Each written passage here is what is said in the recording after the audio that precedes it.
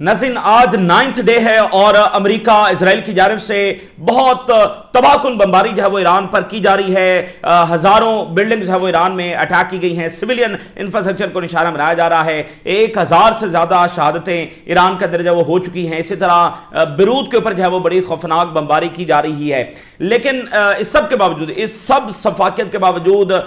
جو ایران اور حزب اللہ اور عراقی ریزسٹنس کا رسپانس ہے وہ جاری ہے، اور ایران کے جو حملے ہیں وہ بڑھتے چلے جا رہے ہیں، ایسکلیٹ ہو رہے ہیں، اور ایک اسٹریٹجی کے تحت جب وہ ایسکلیٹ ہو رہے ہیں. ایران نے یہ فیصلہ کر لیا ہے کہ what ever the cost is وہ رسپونڈ کریں گے،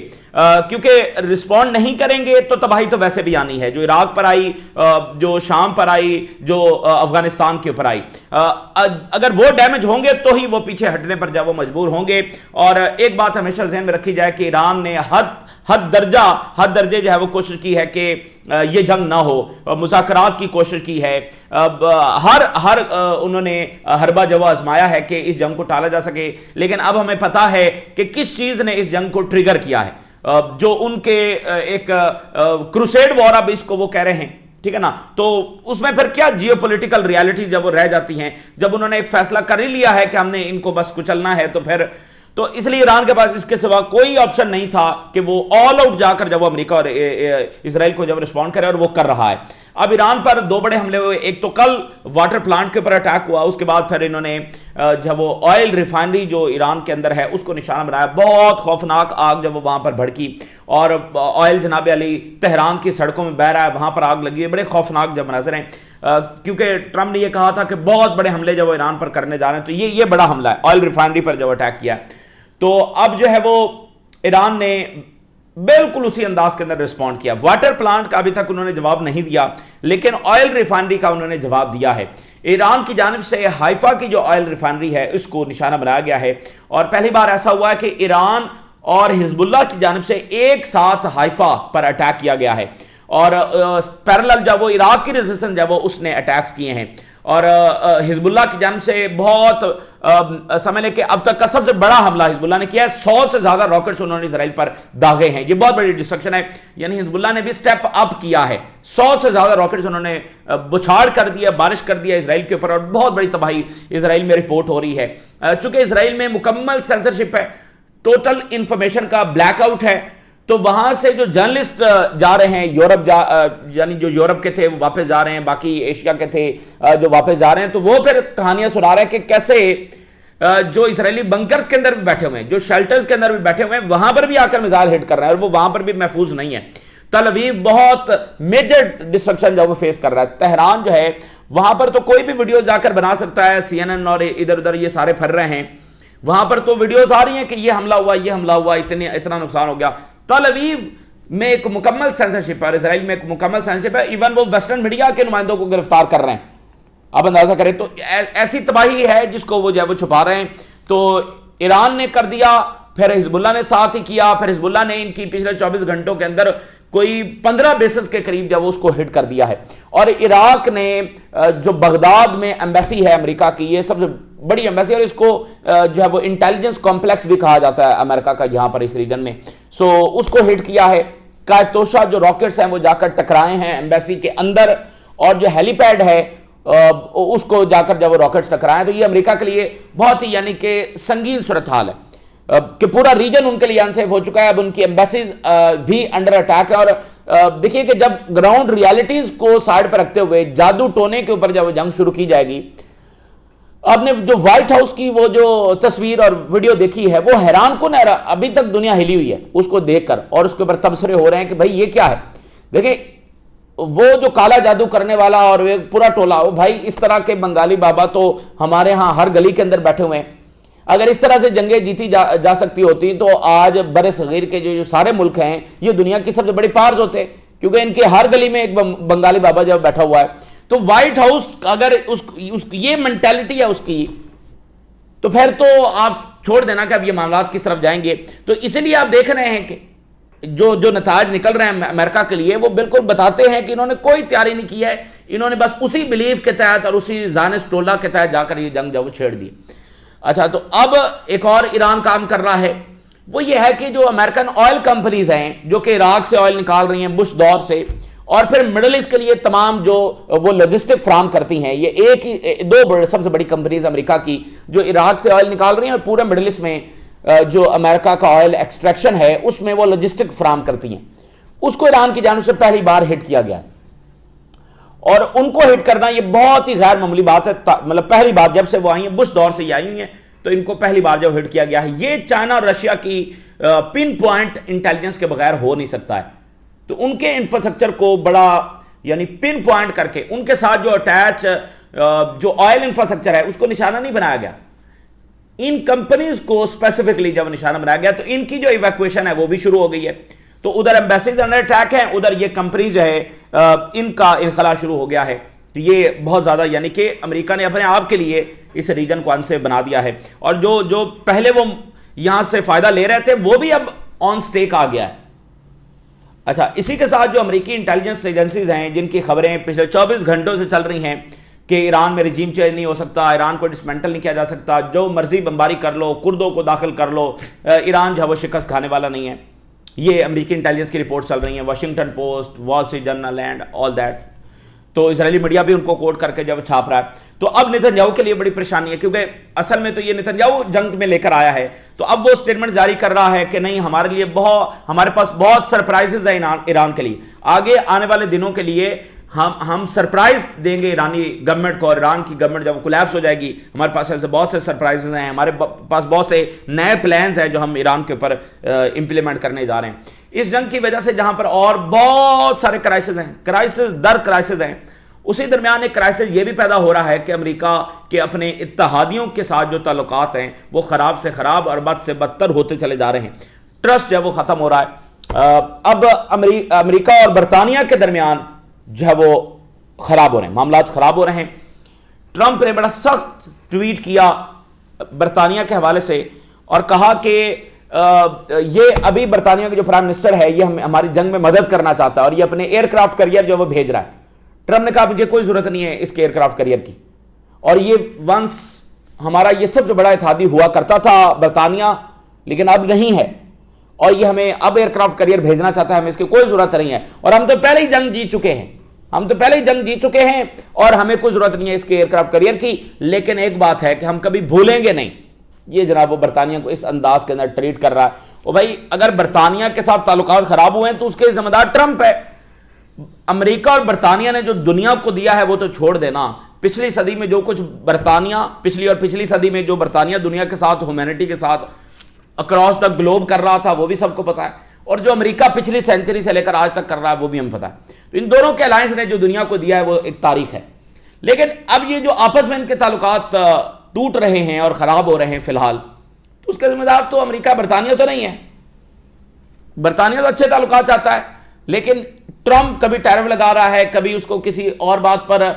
خار کر رہا ہے، کبھی کچھ کر رہا ہے، تو برطانیہ کی جانب سے تو یہ تعلقات خراب نہیں ہوئے ہیں، جو انسیکیورٹی دی گئی ہے وہ خود امریکہ کی جانب سے دی گئی ہے۔ تو اسی طرح یعنی ٹرمپ کا جو بیہیویئر ہے وہ اپنے اتحادیوں کے ساتھ بھی، جیسے اسپین کو کہا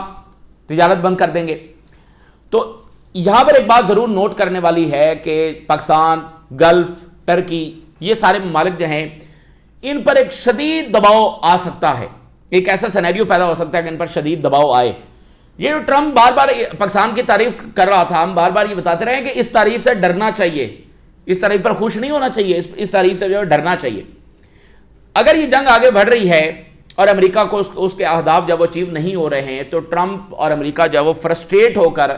پاکستان کے اوپر، ترکی کے اوپر، گلف ممالک کے اوپر اور پریشر ڈالے گا کہ وار کو جوائن کرو یا کوئی اور اقدام کرو، کچھ نہ کچھ ان سے کام لینے کی جو وہ کوشش کرے گا۔ ان ممالک کے اوپر شدید دباؤ آ سکتا ہے اگر یہ جنگ آگے بڑھتی ہے، اور جیسے امریکہ کو فی الحال کوئی اہداف اس کے اندر حاصل نہیں ہو رہے ہیں، تو یہ جو اس نے کہا ہے اسپین کو ٹریڈ بند کر دوں گا، تو اسی طرح کا معاملہ بھائی برطانیہ کو وہ ایسے ٹریٹ کر رہا ہے کہ تمہارے ایئر کرافٹ کیریئر ہمیں نہیں چاہیے، تم نے ہماری پہلے مدد نہیں کی، تو اب لیکن ہم بھولیں گے نہیں، پاکستان کے بارے میں یا گلف کے بارے میں یا ٹرکی کے بارے میں کسی بھی ملک کے حوالے سے وہ یہی ٹول جو ہے وہ استعمال کر سکتا ہے۔ تو ان ملکوں کو بہت زیادہ الرٹ رہنے کی ضرورت ہے اور ہوشیار رہنے کی ضرورت ہے، اور اس جنگ کو روکنے کے لیے اپنا کردار ادا کرنے کی ضرورت ہے، کیونکہ آگے سے آگے معاملات جو ہیں وہ خراب ہوتے چلے جائیں گے۔ اب سب سے بڑا جو بام شیل گرایا ہے وہ تو علی لہریجانی نے گرایا ہے۔ علی لرجانی یہ کہہ رہے ہیں کہ امریکی فوجیوں کو کیپچر کر لیا گیا، اور دوسرا وہ یہ کہہ رہے ہیں کہ جو کیجویلٹیز ہیں امریکہ کی وہ بہت زیادہ ہیں۔ آج جب وہ 6 وہاں پر جو باڈیز ہیں امریکہ میں پہنچی، ٹرمپ اور جے ڈی وینس، اور انہوں نے وہاں پر جا کر جب وہ ریسیو کی، یہ جنگ کا یعنی کہ پہلا ان کو لاس ہوا، اور یہ باڈیز اب امریکہ پہنچ گئی ہیں، اور وہاں پر شدید تنقید ہو رہی ہے کہ یہ اسرائیل کی جنگ میں یہ ہمارا سارا نقصان ہوا۔ لیکن جو علی لرجانی ہیں وہ تو اس سے بھی بڑا بام شیل جو وہ گرا رہے ہیں۔ علی لرجانی نے پہلے یہ کہا ہے کہ 500 کیجویلٹیز کی ہم کنفرمیشن کر رہے ہیں، لیکن آج انہوں نے اس سے بھی اگلی بات کر دی ہے، وہ کہہ رہے ہیں کہ ہم نے امریکی فوجیوں کو کیپچر کیا ہے۔ اچھا، پچھلے 48 گھنٹوں سے ہمارے پاس کچھ ایسی رپورٹس تھیں کہ کوئی ایسا واقعہ ہوا ہے، کچھ خبریں یہ بھی تھیں کہ ڈیلٹا فورس جو ہے اس کے کچھ لوگ ایران نے گرفتار کیے ہیں، چونکہ آپ کو یاد ہوگا کہ یہ ایک پلاننگ تھی کہ کچھ فورسز جو وہ ایران میں اتاری جائیں گی فار کمانڈو ایکشنز، یہ ہم نے آپ کے سامنے رپورٹس رکھی تھی۔ تو پچھلے 48 گھنٹوں میں یہ خبر سامنے آئی کہ یعنی یہ رپورٹس ہمارے پاس تھیں کہ بھئی کوئی ڈیلٹا فورس یا اس طرح کے کوئی لوگ جو وہ پکڑے گئے ہیں، ایران نے ان کو جو وہ کیپچر کیا، لیکن ظاہر ہے ہمارے پاس کوئی اس کا ایویڈنس نہیں تھا، اور کوئی بڑا ایسا سورس نہیں تھا کہ جس کو ہم کوٹ کرتے ہوئے بتا سکیں کہ یہ CNN رپورٹ کر رہا ہے یا الجزیرہ رپورٹ کر رہا ہے، اس طرح کا کوئی ہمارے پاس ایویڈنس نہیں تھا، لیکن یہ بات چل رہی تھی۔ تو اب علی لرجانی یعنی کہ اسی طرح کی بات کو کنفرم کر رہے ہیں کہ یہ بات ہے، یعنی اب تو تصدیق ہو گئی نا کہ علی لرجانی کہہ رہے ہیں کہ ہم نے کیپچر کیا۔ اب مجھے بتائیں کہ امریکہ کدھر کدھر منہ چھپائے گا؟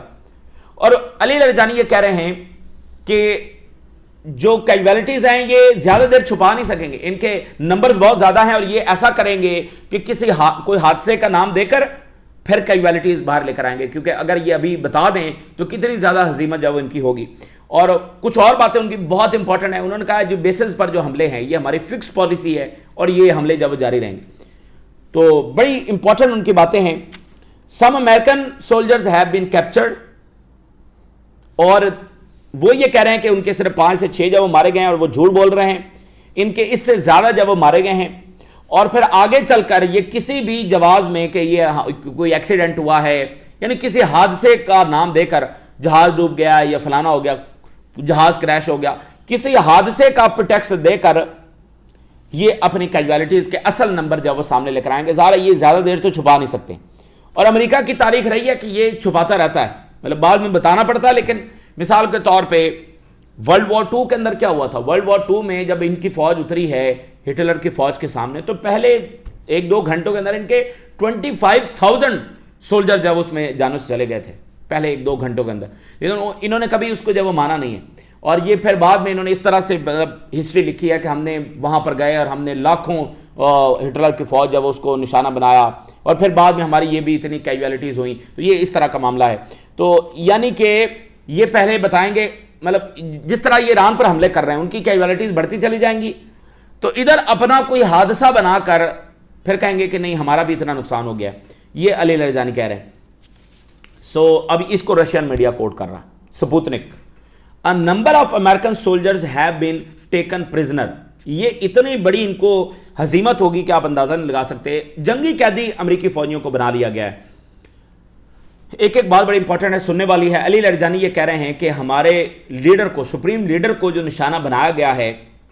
ہم یہ معاملہ ایسے ہی جانے نہیں دیں گے، ہم اس کا جو بدلہ لیں گے، اور جب تک ایک چپیڑ کے معاملے میں 2 چپیڑیں ہم امریکہ کو مار نہیں دیتے تب تک جو ہے وہ جنگ جاری رہے گی۔ This is not a simple matter, ہمارے سپریم لیڈر کو نشانہ بنانا یہ کوئی سمپل میٹر نہیں ہے، اور یہ کوئی ایسا میٹر نہیں ہے کہ ہم اس کو جانے دیں گے۔ اور یہ ریجن کو میسج ہے۔ اب چونکہ صدر نے اعلان کیا، پھر اس کے بعد پھر حملے شروع ہو گئے، تو اب یہ ایک بات ہے کہ بھائی پالیسی کیا ہے، ٹھیک ہے نا؟ تو پالیسی بالکل واضح ہے، اس کو صدر نے بھی واضح کیا ہے، فورن منسٹر نے بھی واضح کیا، IRGC نے بھی واضح کیا ہے، اسپیکر نے بھی واضح کیا ہے، جو انٹرم لیڈرشپ ہے اس نے بھی واضح کیا۔ اور اب جو نئے سپریم لیڈر الیکٹ ہوں گے، شاید آج شام تک ہو جائیں یا کسی بھی وقت خبر آ جائے، تو اس کے بعد مزید پالیسی جب واضح ہو جائے گی، اور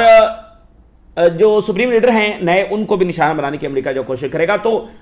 علی لرجانی یہ کہہ رہے ہیں کہ جو بیسز ہیں ریجن کے اندر جہاں سے ہمارے اوپر اگریشن ہو رہا ہے، یہ ہمارا لیجیٹیمیٹ رائٹ ہے،